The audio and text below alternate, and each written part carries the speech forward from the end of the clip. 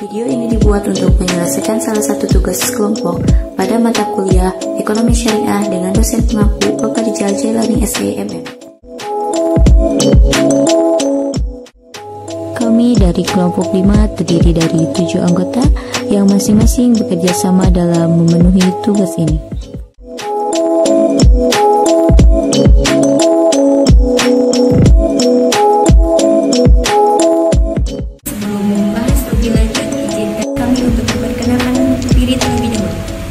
Saya sendiri, Restu Tarisa dengan NIM 03200091 sebagai moderator.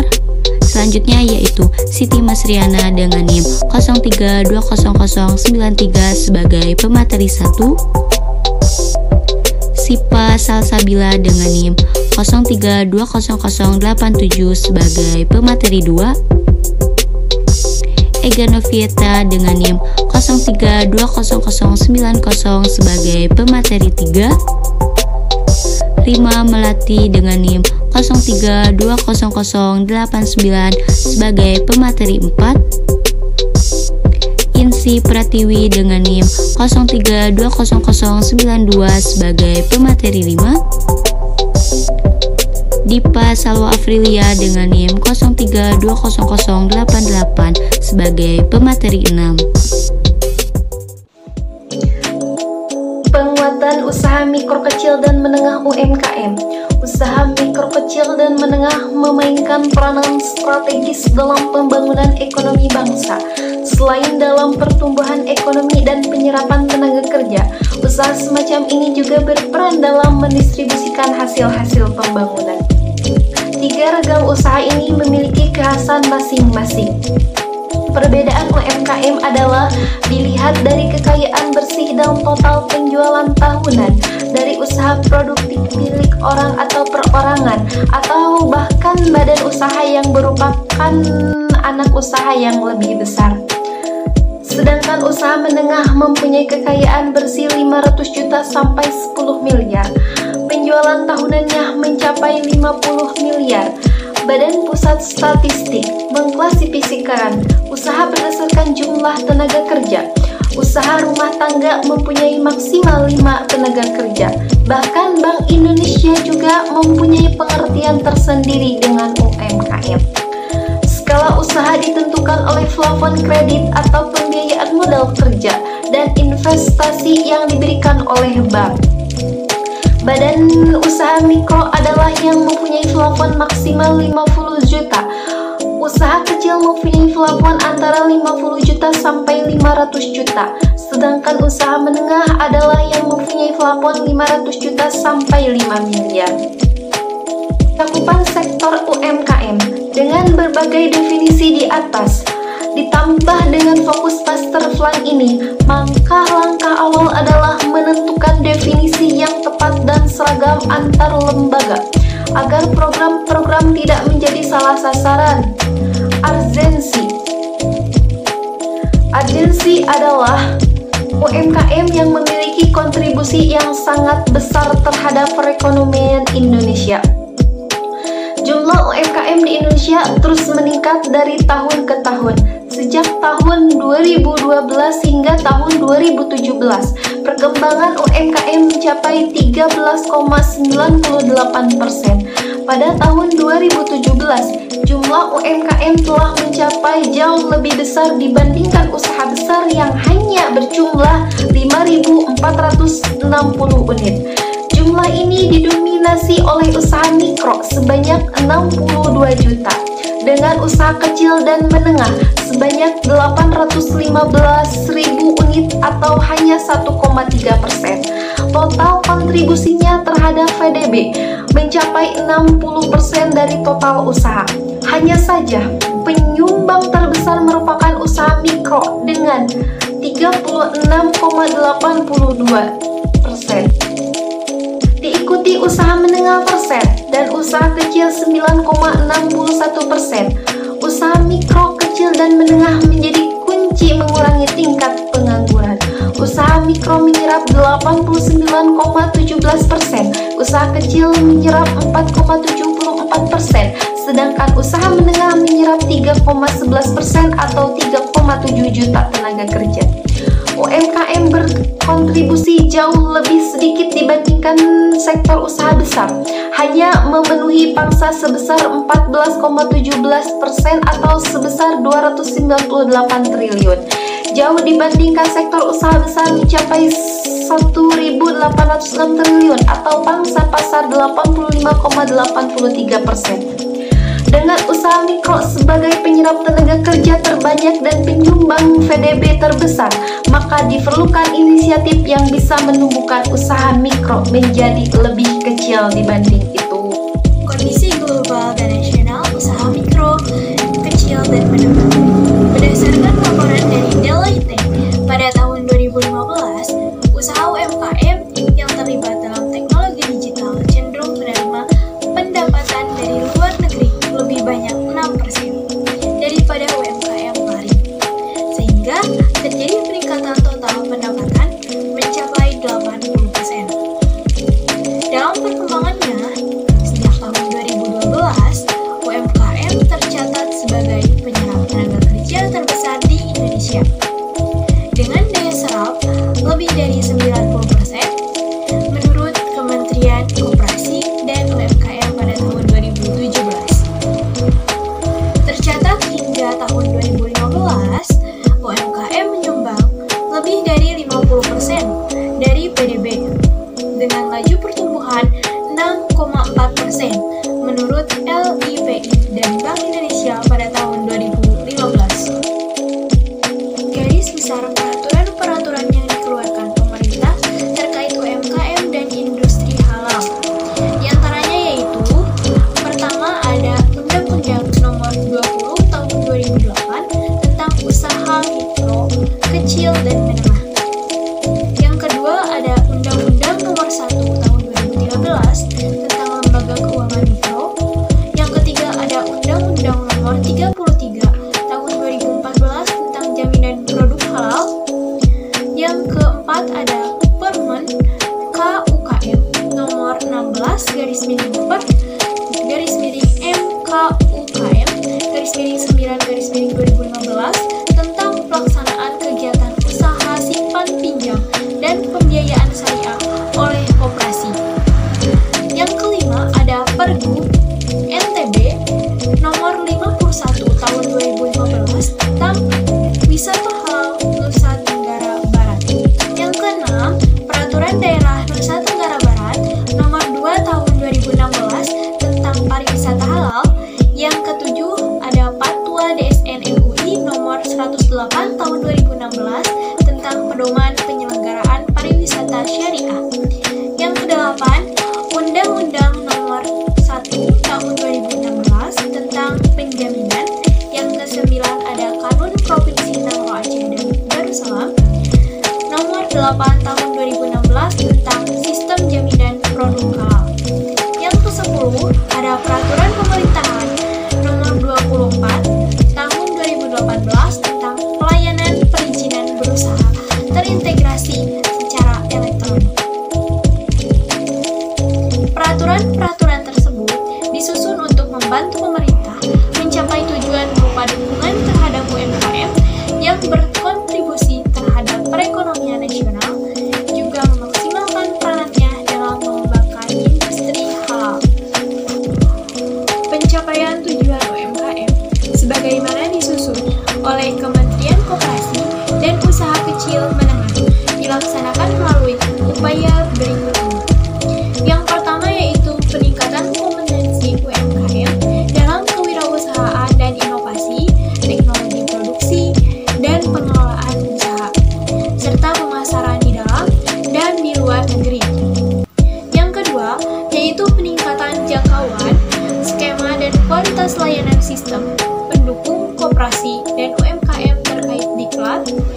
pembiayaan, pendampingan usaha, layanan teknologi, dan informasi, intermediasi pasar, dan kemitraan, dan partisipasi pemangku kepentingan lain. Peluang dan tantangan pengembangan usaha mikro, kecil, dan menengah.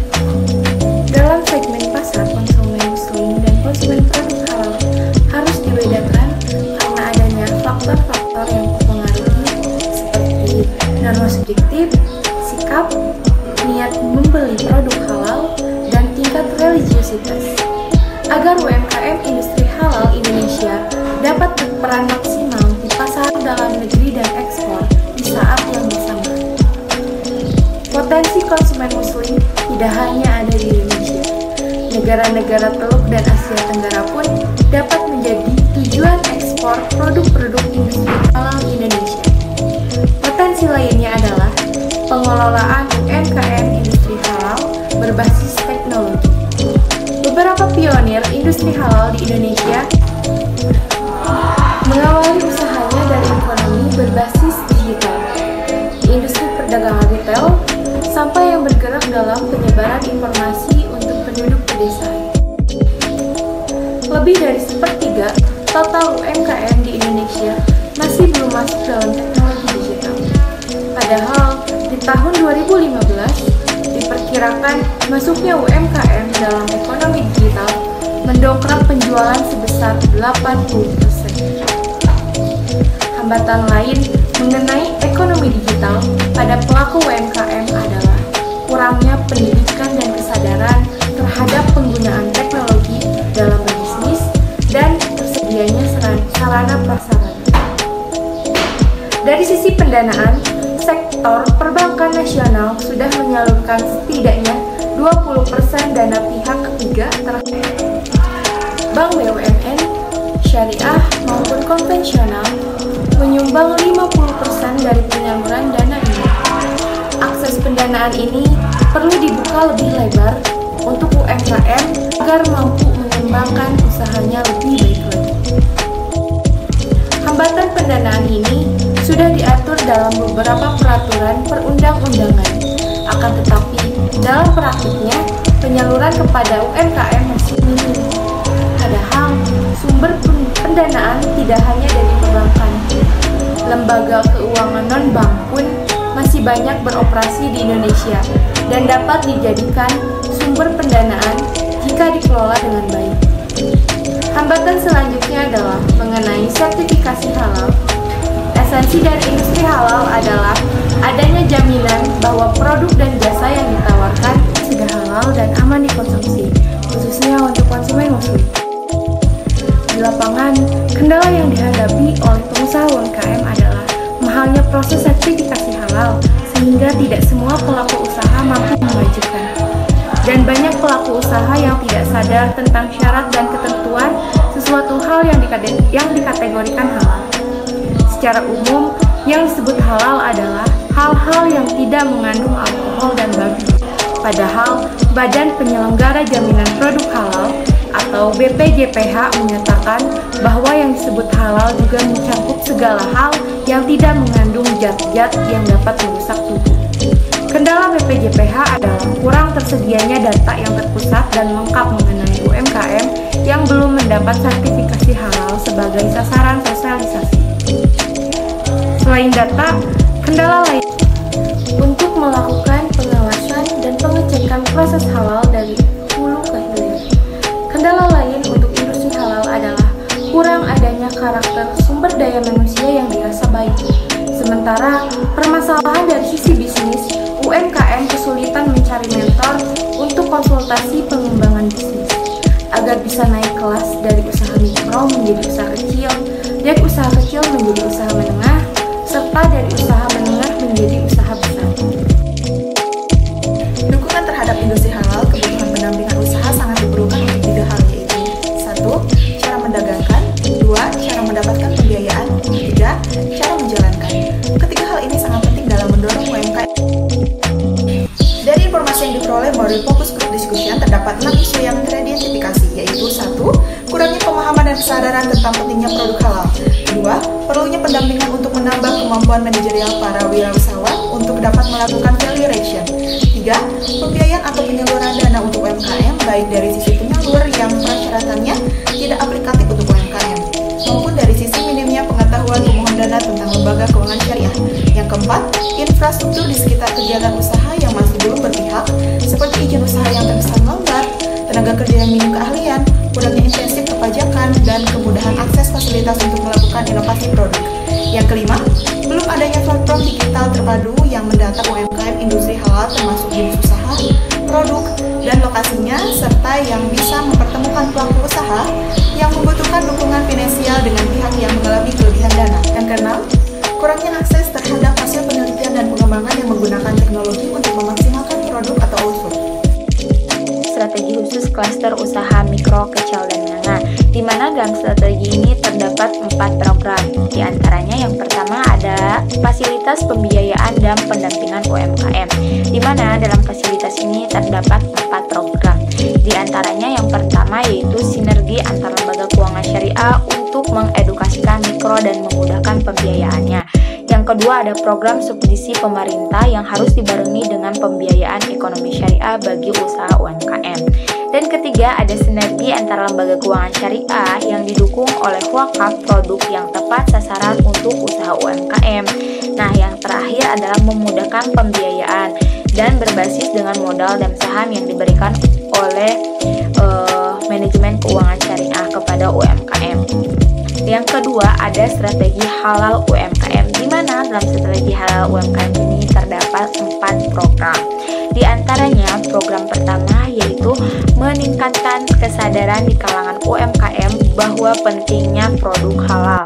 Dan yang kedua ada program mengupayakan kemajuan UMKM yang bersertifikat halal dan setiap produk-produk UMKM itu mempunyai sertifikat halalnya. Nah, yang ketiga adalah industri halal bagi UMKM yang didukung oleh pemerintah daerah dan otoritas terkait. Nah, strategi selanjutnya atau strategi yang ketiga ini adalah strategi dalam sinergi rangka meningkatkan kualitas UMKM, di mana dalam strategi meningkatkan kualitas UMKM ini terdapat dua program. Di antaranya yaitu sinergi melibatkan UMKM pesantren, di mana pesantren ini menitik beratkan sebagai pesantren yang aktif dalam UMKM yang berkualitas dalam produk halal ini. Nah, yang kedua ada sinergi usaha besar dengan UMKM. Ada strategi terakhir yaitu yang keempat pembangunan database UMKM, di mana dalam database UMKM ini terdapat 4 program, 3 program maksudnya. Yang program pertama yaitu mendefinisikan dan mendata pelaku usaha UMKM melalui unit masyarakat terkecil. Nah, yang kedua membuat laporan database di mana pelaku usaha UMKM yang sedang membutuhkan dana dan memberikan dana tersebut kepada UMKM yang membutuhkan serta tepat sasarannya. Yang ketiga yaitu kerjasama dengan lembaga keuangan syariah untuk menganalisis kekayaan usaha dan menyalurkannya ke dalam dana produktif sebagai modal usaha. Perlu dilakukan pendekatan yang berbeda-beda antar skala UMKM demi tercapainya efektivitas program pembiayaan. Dukungan lembaga keuangan syariah maupun program-program pemerintah yang menyasar usaha mikro dan kecil sangat penting. Untuk mengoptimalkan pembiayaan UMKM oleh lembaga keuangan syariah, OJK dapat mempersyaratkan penyaluran pembiayaan sebesar 30-40% bagi UMKM. Demikian pula, apabila program-program pemerintah seperti kredit usaha rakyat dapat diselaraskan dengan pembiayaan peer-to-peer lending seperti yang tengah berkembang saat ini, maka akan menghasilkan sinergi yang baik dan tepat sasaran, bukan hanya bagi usaha mikro.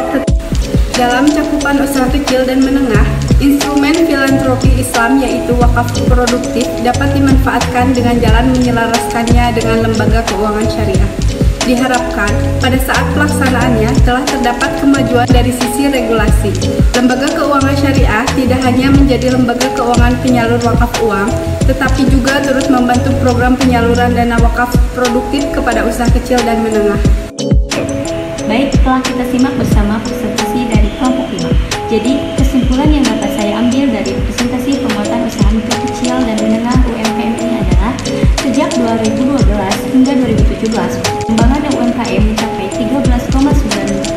beberapa persen. Walaupun sektor UMKM memiliki potensi dan peluang yang besar, akan tetapi terdapat banyak tantangan dalam mencapai potensi tersebut. Fasilitas pembiayaan mikro syariah dan pendampingan UMKM sesuai dengan skala usaha, dukungan lembaga keuangan syariah maupun program-program pemerintah yang menyasar usaha mikro dan kecil sangat penting. Baik, itu saja mungkin yang dapat kami sampaikan pada kesempatan kali ini. Kami dari kelompok 5 mengucapkan mohon maaf apabila terdapat kesalahan dalam penyampaian materi, karena di sini kami untuk belajar.